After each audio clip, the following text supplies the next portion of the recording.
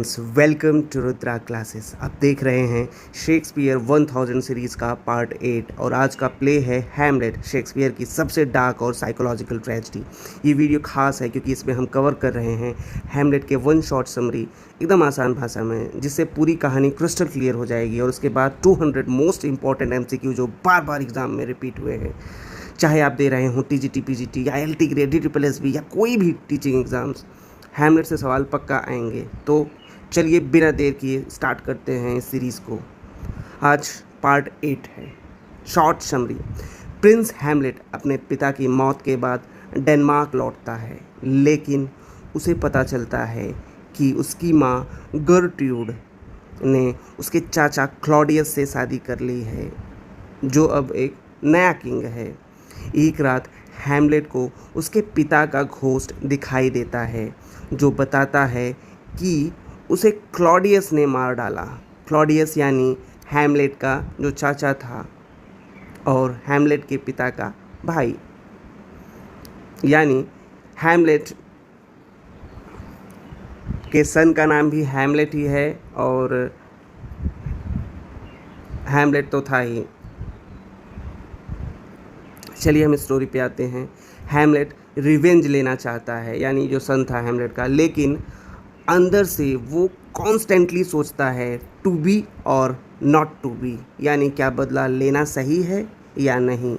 उसके बिहेवियर से सभी परेशान हो जाते हैं, खासकर उसकी लव ओफिलिया, जो बाद में पागल हो जाती है और मर जाती है।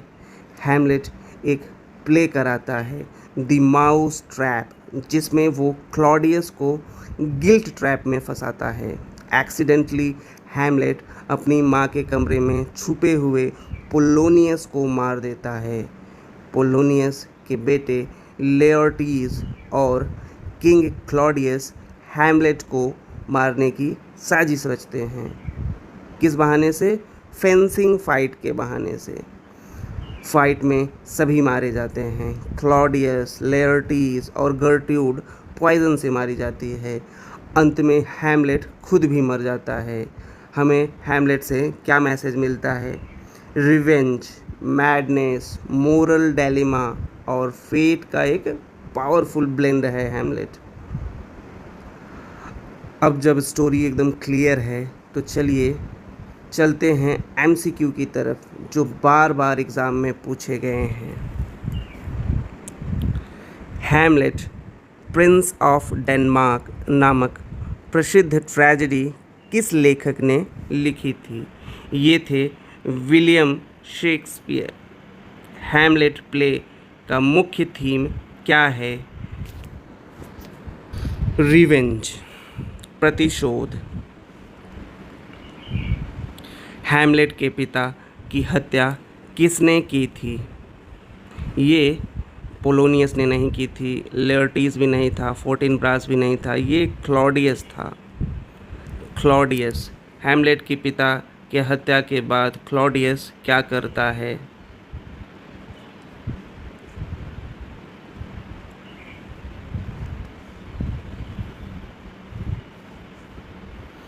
हैमलेट की माँ से विवाह करता है। पूरे प्ले में हैमलेट का मुख्य उद्देश्य क्या है? अपने पिता की मौत का बदला लेना। शेक्सपियर ने हैमलेट प्ले किस वर्ष के बीच लिखा था? 1601 से 3 तक। निम्न में से कौन सा वर्जन हैमलेट का सबसे लंबा या बड़ा वर्जन है? ये था सेकेंड क्वार्टो। हैमलेट प्ले में होरेशियो का किरदार क्या है? हैमलेट में ये हैमलेट का सबसे करीबी दोस्त होता है। हैमलेट प्ले को प्रभावित करने वाली प्राचीन रोमन फिगर कौन है? ये थी लूसियस जूनियस ब्रूटस। एम्लेथ नामक कहानी जो हैमलेट से मिलती जुलती है, ये किसने लिखी थी? ये लिखा था सैक्सो ग्रामेटिकस। सैक्सो ग्रामेटिकस ने, ठीक। हैमलेट किसने लिखी थी? सैक्सो ग्रामेटिकस ने। हैमलेट की कहानी को फ्रेंच भाषा में एडॉप्ट करने वाले विद्वान का फ्रांसिस डी बेलाफ्रोस्ट था। Francis de बेलाफ्रोस्ट। हैमलेट का कौन सा संस्करण पहली बार इंग्लिश में 608 में पब्लिश हुआ? ये था फर्स्ट क्वार्टो। हैमलेट का कौन सा संस्करण जो था वो पहली बार इंग्लिश में 1608 में पब्लिश हुआ था? First quarto. हैमलेट के चाचा क्लॉडियस का कैरेक्टर किस स्रोत से प्रेरित माना जाता है? हैमलेट के चाचा से, यानी जो हैमलेट स्टोरी है उसी पर बेस्ड है। अंग्रेजी साहित्य में हैमलेट की ऐतिहासिक विशेषता क्या है? यह जो है इंग्लिश भाषा की सबसे महान ट्रेजेडी में से एक है। हैमलेट अपने पिता की हत्या का बदला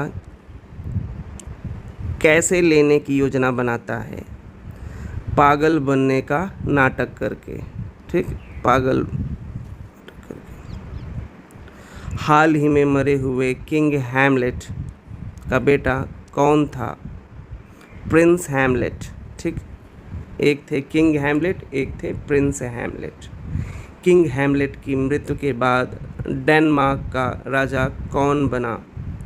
क्लॉडियस बना, जिसने किंग को मारा था। किंग हैमलेट की मृत्यु के बाद क्लॉडियस किससे विवाह करता है? गर्ट्रूड से। किंग हैमलेट की जो क्वीन थी उसी से।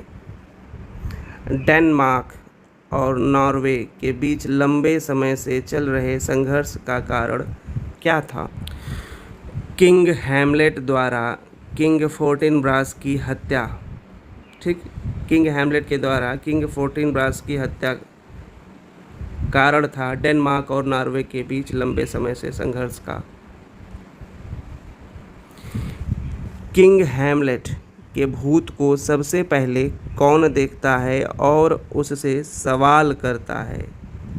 देखिए इसमें कंडीशन अप्लाई है। वैसे तो सबसे पहले किसी और ने देखा था, लेकिन उससे जो सवाल करता है वो सबसे पहले होरेशियो जो है किंग हैमलेट के भूत से मिलकर सवाल करता है। जब हैमलेट पहली बार अपने पिता के भूत को देखता है तो उसकी इनिशियल रिएक्शन क्या होती है? वह भूत का पीछा करता है, ठीक। क्या करता है? वो भूत का पीछा करता है। हैमलेट को उसके पिता की मौत के बाद ज़्यादा दुखी होने और अजीब व्यवहार करने के लिए कौन समझाता है? क्लॉडियस उसे समझाता है कि अब जो हो गया सो हो गया। हैमलेट को विटनबर्ग यूनिवर्सिटी वापस जाने से क्यों रोका जाता है? क्लॉडियस चाहता है कि वो डेनमार्क में ही रहे। ये क्लॉडियस ही था, इसके ही मन में कुछ चल रहा था कि वो डेनमार्क में ही रहे। फ्रांस जाने से पहले पोलोनियस अपने बेटे लेरटीज को क्या सलाह देता है? वो देता है कि वो अपने प्रति सच्चे रहना, ठीक। अपने प्रति सच्चे बने रहना। भूत की कहानी जानने के बाद, जो घोस्ट की स्टोरी है जानने के बाद हैमलेट क्या योजना बनाता है? पागल बनने का नाटक करना। हैमलेट भूत की बात सुनकर सबसे पहले क्या करने का फैसला करता है? एक प्ले के जरिए क्लॉडियस की सच्चाई सामने लाना, ठीक। हैमलेट जिस नाटक का आयोजन कराता है उसका नाम क्या था? The murder of Gonzago. क्या था? The murder of Gonzago. Hamlet Claudius की प्ले में प्रतिक्रिया देकर क्या पता लगाना चाहता है?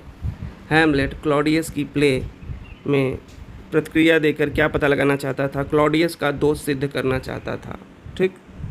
वो क्लॉडियस का दोष सिद्ध करना चाहता था।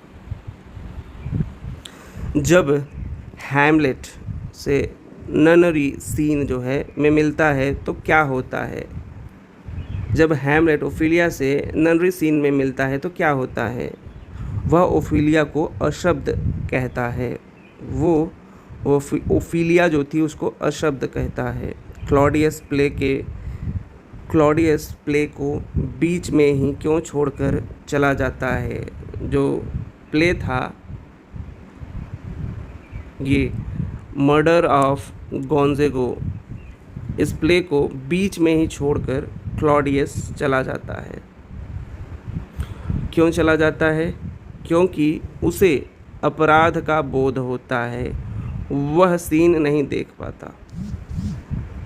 जब हैमलेट क्लॉडियस से उसका सच जानने के लिए जाता है तब क्लॉडियस क्या कर रहा होता है? वह जो है अपने पापों की माफ़ी मांग रहा होता है। अपने पापों की माफ़ी मांग रहा होता है। गर्ट्रूड से बातचीत के दौरान गलती से हैमलेट किसका कत्ल कर देता है? पोलोनियस का। जब हैमलेट अपनी माँ से भिड़ता है तब गर्ट्रूड उसके बर्ताव को कैसे समझती है? उसे लगता है हैमलेट पागल हो गया है। ठीक। पोलोनियस की मौत पर क्लॉडियस का क्या रिएक्शन होता है? पोलोनियस की मौत पर क्लॉडियस वह हैमलेट को इंग्लैंड भेज देता है। ठीक, वह हैमलेट को कहाँ भेज देता है? इंग्लैंड। पोलोनियस के मौत के बाद ओफिलिया का क्या हाल होता है? वह मानसिक रूप से अस्थिर हो जाती है। वो मानसिक रूप से अस्थिर हो जाती है। क्लॉडियस किसे समझाता है कि पोलोनियस की मौत के लिए हैमलेट जिम्मेदार है? क्लॉडियस किसे समझाता है कि पोलोनियस के मौत के बाद? ये रॉन्ग क्वेश्चन था। नेक्स्ट, एक्ट 4 में क्लॉडियस का हैमलेट को लेकर क्या प्लान होता है? वो जो है लेयर्टीज़ के साथ तलवारबाजी की योजना बनाता है, जिसे हम फेंसिंग मैच कहते हैं। फेंसिंग मैच के दौरान क्लॉडियस हैमलेट की मौत को कैसे सुनिश्चित करना चाहता है? वह लेयर्टीज़ को जहरीली तलवार देकर, ठीक, लेयर्टीज़ को एक जहरीली तलवार देकर उसकी मौत को सुनिश्चित करना चाहता है प्रिंस हैमलेट की। ओफिलिया की मौत का क्या कारण माना जाता है? वह पानी में डूब गई, संभवतः आत्महत्या। ठीक, वह पानी में डूब गई, संभवतः उसने सुसाइड की। हैमलेट इंग्लैंड भेजे जाने के बाद डेनमार्क वापस कैसे लौटता है? समुद्री डाकुओं की मदद से बच निकलता है। समुद्री डाकुओं की मदद से वह बच निकलता है। ओफिलिया के फ्यूनरल की खबर सबसे पहले हैमलेट को कौन देता है?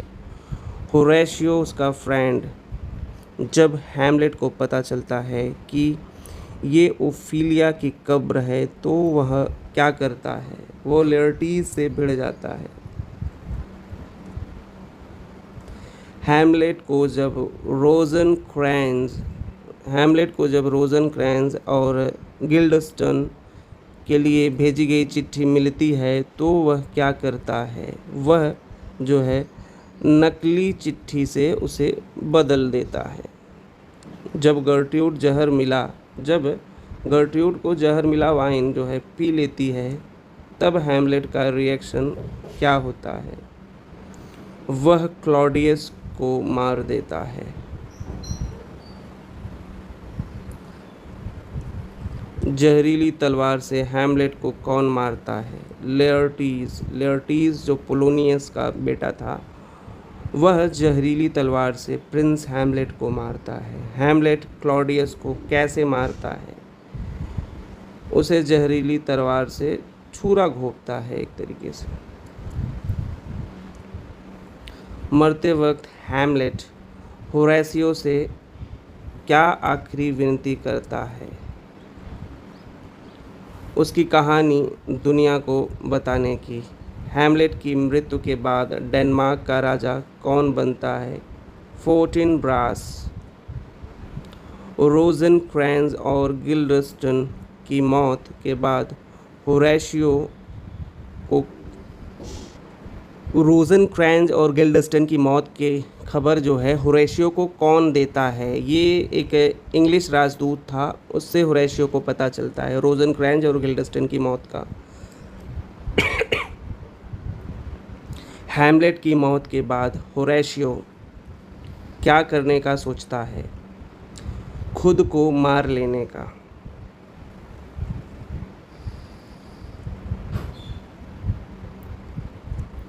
हैमलेट यॉरिक की खोपड़ी को देखकर क्या कहता है? Alas poor यॉरिक। क्लॉडियस को मारने से हैमलेट पहली बार क्यों रुकता है? वह सोचता है कि वो प्रार्थना करते वक्त मरेगा तो स्वर्ग चला जाएगा। लेरटीज और ओफिलिया के बीच क्या रिश्ता है? लेरटीज जो था वो ओफिलिया का भाई था, तो भाई बहन का रिश्ता है। सबसे पहले हैमलेट के पागलपन की बात कौन करता है? पोलोनियस करता है। ठीक, लेरटीज और ओफिलिया का जो फादर था पोलोनियस, सबसे पहले वही हैमलेट यानी प्रिंस ऑफ डेनमार्क के पागलपन की बात करता है। एक्ट 5 में हैमलेट को जब गहराई से मृत्यु का एहसास होता है, उसका कारण क्या है? यॉरिक की खोपड़ी देखना। हैमलेट द्वारा प्ले परफॉर्म किए जाने पर क्लॉडियस की क्या प्रतिक्रिया होती है? वह गुस्से से कमरे से चला जाता है। हैमलेट ओफिलिया से प्यार में पागल है, ये सबसे पहले कौन कहता है? ये पोलोनियस कहता है कि हैमलेट जो है ओफिलिया के प्यार में पागल है। पोलोनियस की मौत के बाद क्लॉडियस अपनी गद्दी को बचाने के लिए क्या करता है? वह प्रिंस हैमलेट को इंग्लैंड भेज देता है। हैमलेट नाटक किस स्थान पर घटित होती है? एल्सिनोर डेनमार्क में। एक्ट 5 में सबसे पहले रिमेंबर मी कहने वाला पात्र कौन है? किंग हैमलेट का भूत। रिमेंबर मी। नाटक की शुरुआत में हैमलेट को डेनमार्क और दरबार की स्थिति कैसे लगती है? उसे थोड़ा और घिन महसूस होती है, क्योंकि अभी उसके फादर के मरे 2 महीने ही हुए कि गर्ट्रूड और क्लॉडियस शादी के बंधन में बंध रहे थे। पूरे नाटक में हैमलेट का सबसे करीबी और भरोसेमंद दोस्त होरेशियो था। हैमलेट और ओफिलिया के रिश्ते को कैसे डिस्क्राइब किया जा सकता है? दोनों एक दूसरे से प्यार करते हैं लेकिन दूर हैं। हैमलेट के अंत में फोर्टिनब्रास क्या भूमिका निभाता है? वह डेनमार्क का ताज ले लेता है। हैमलेट का आखिरी डायलॉग क्या होता है? The rest is silence. The rest is silence. Hamlet के पिता का नाम क्या था? Old Hamlet. ठीक, king Hamlet, old Hamlet. Claudius और हैमलेट के बीच क्या रिश्ता है? चाचा और भतीजे का। किंग हैमलेट की मौत के बाद गर्ट्रूड किससे शादी करती है? वो क्लॉडियस से करती है। क्लॉडियस की सभा में पोलोनियस की क्या भूमिका है? वह मुख्य सलाहकार है एक तरह से। नाटक में ओफिलिया की सबसे प्रमुख विशेषता क्या मानी जाती है? वह हैमलेट से प्यार करती है। हैमलेट के नाटक में होरेशियो कौन होता है? होरेशियो हैमलेट का एक सबसे करीबी दोस्त और भरोसेमंद साथी है, ठीक। और रोज़नक्रेंज़ और गिल्डस्टन कौन हैं? ये जो हैं हैमलेट के बचपन के दोस्त हैं। लेयर्टीज की भूमिका हैमलेट में क्या है? वो पोलोनियस का बेटा और ओफिलिया का भाई होता है। फोर्टिनब्रास कौन है हैमलेट में? हैमलेट का प्रतिद्वंदी और नॉर्वे का राजकुमार है फोर्टिनब्रास। जो भूत दिखाई देता है वो किसका रूप होता है? वो हैमलेट के पिता किंग हैमलेट या ओल्ड हैमलेट होते हैं। हैमलेट में ग्रेव डिगर्स कब्र खोदने वाला किस वर्ग से आते हैं? वो आम जनता या गरीब वर्ग के हैं। एक्ट 5 सीन 1 में ग्रेव डिगर्स किस मुद्दे पर चर्चा करते हैं? क्या ओफिलिया को क्रिश्चियंस दफन मिलना चाहिए? हैमलेट को सर्कल ऑफ लाइफ पर सोचने को किस बात ने मजबूर किया? जोकर, योरिक की खोपड़ी। नाटक में ग्रेव डिगर्स क्लाउन्स का मुख्य उद्देश्य क्या है? वो एक कॉमिक रिलीफ और समाज की सच्चाई पर टिप्पणी करते हैं। हैमलेट में ग्रेव डिगर्स का ऊंचे वर्गों से क्या रिश्ता दिखाया गया? वे ऊंचे वर्गों की सत्ता पर व्यंग करते हैं और सवाल उठाते हैं।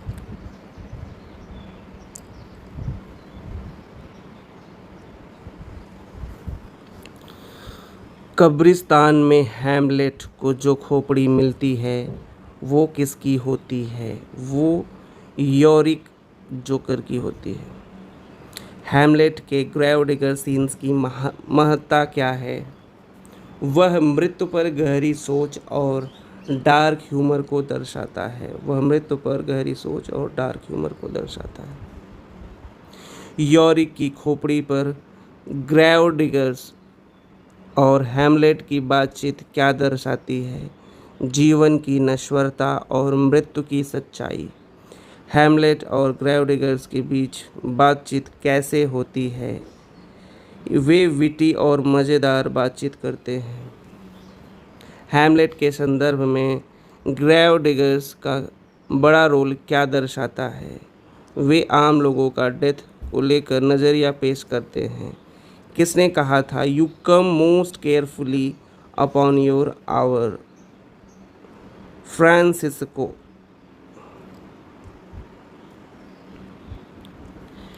And I am sick at heart, ये लाइन किसने बोली?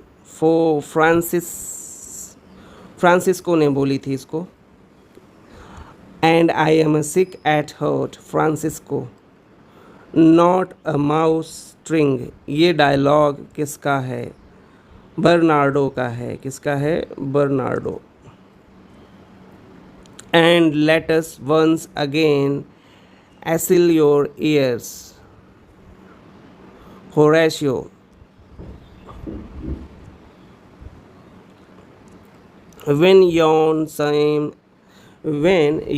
same star the bell then beating one, ये पोइटिक लाइन्स किसके द्वारा बोली गई? होरेशियो के द्वारा। It harrows me with fear and wonder, ये लाइन किसने बोली थी? ये होरेशियो ने ही बोली थी। What art thou that usurps this time of night, ghost को देखकर ये डायलॉग किसने बोला? होरेशियो ने। This bodes some strange eruptions to our state, ये डायलॉग किसने बोला? जो डेनमार्क के पॉलिटिकल डिस्टर्बेंस की ओर इशारा करता है, होरेशियो ने। A mote it is to trouble the mind's eye, thoughtful expression किस करेक्टर का है? ये होरेशियो का ही है। Stay illusion if thou hast any sound, speak to me, ये लाइन किसने बोली जब वो घोस्ट को एड्रेस करता है? Horatio. And our wind blows malicious mockery and our vein blows malicious mockery. ये sarcastic comment किस करेक्टर का है घोस्ट को लेकर? Marcellus. And then the ghost started like a guilty thing upon a fearful summons. ये line किस character की है? होरेशियो की. Some say that ever gains that season comes, this bird of drawing singth all night long. ये poetic line किसने बोली? Horatio ने. But look the morn in a rust mantle clad. sunrise का poetic description किसने दिया? Horatio ने. The at of Hamlet our dear brothers. Death ये royal speech किस करेक्टर ने दी? क्लॉडियस ने. Therefore our sometime sister now our queen ये रॉयल और डिप्लोमेटिक टोन में बोली गई लाइन किस करेक्टर की थी? क्लॉडियस की थी. The throne of Denmark to thy father ये इमोशनल और रिस्पेक्टफुल स्टेटमेंट किस करेक्टर ने बोली हैमलेट के लिए? Claudius. Good Hamlet cast the united colour of ये मॉथरली एडवाइस किसने दी थी हैमलेट को? गर्ट्रूड ने. ठीक. Good Hamlet cast the united colour of ये मदरली एडवाइस ये मदरली एडवाइस किसने दी थी हैमलेट को? गर्ट्रूड ने. Seems madam nay it is I know not seems ये गहरी फिलोसफिकल लाइन किस करेक्टर की है जो ग्रीफ को लेकर बोली गई? हैमलेट की है. Tis is not alone my inky cloak good mother ये ग्रीफ और अपीयरेंस पर बेस्ड स्पीच किसने दी? हैमलेट ने. O that this too solid flesh would melt ये डिप्रेशंस और इनर सफरिंग को दिखाने वाली लाइन किस करेक्टर ने कही? हैमलेट ने कही थी. How very stale flat and unprofitable. ठीक. How very stale flat and unprofitable ये डायलॉग किसने बोला जो दुनिया से निराश दिखता है? Hamlet. Frailty thy name is women महिलाओं की कमज़ोरी पर ये तीखी टिप्पणी किसने की थी? हैमलेट ने ही की थी. फिरैलिटी दाई नेम इज़ वुमेन कमज़ोरी तेरा नाम ही महिला है. एक सरकाज़म था. A beast would have mourned longer married with my uncle ये इंटेंस फ्रस्ट्रेशन और बीट्रेल की फीलिंग किसने एक्सप्रेस की? Hamlet. But break my heart for I must hold my tongue ये हेल्पनेस को दर्शाने वाली लाइन किस करेक्टर की है? हैमलेट की है. Thrift Horatio the funeral bagged meets ये सरकास्टिक रिमार्क किसने बोला गर्ट्रूड की जल्दी शादी पर? हैमलेट. ठीक. Thrift Horatio the funeral bagged meets ये सरकास्टिक रिमार्क्स जो है किसने बोला था गर्ट्रूड की शादी पर? हैमलेट ने. इन माई माइंड आई होरेशियो ये रिफ्लेक्टिव थॉट किस करेक्टर ने बोली? Hamlet. He was a man, take him for all in all. I shall not look upon his like again. ये इमोशनल और रिस्पेक्टफुल ट्रिब्यूट किसने दी? हैमलेट ने. He was a man, take him for all in all. I shall not look upon his like again. ये emotional और respectful tribute जो है Hamlet ने दी. Contents more in a sorrow than in anger ये observation किसने की थी ghost के एक्सप्रेशंस को देखकर? Horatio. If it assume my noble further persons I will speak to it through hell itself should gape ये बोल्ड और इमोशनल वो किस करेक्टर ने लिया था? हैमलेट ने. तो दोस्तों आज बस यहीं तक. नेक्स्ट सेशन हैमलेट पर ही बेस्ड MCQs रहेंगे 100+, और ये पार्ट 8 का ही एक पार्ट रहेगा. उसके बाद इसी तरीके से मुझे लगता है कि ये जो 1000 सीरीज़ है वो 2000 प्लस हो जाएगी। तो चलिए मिलते हैं नेक्स्ट सेशन पे। तब तक के लिए आप अपनी पढ़ाई को जारी रखिए और एक कंसिस्टेंसी के साथ। चलिए फ्रेंड्स, मिलते हैं नेक्स्ट क्लास में। Thank you.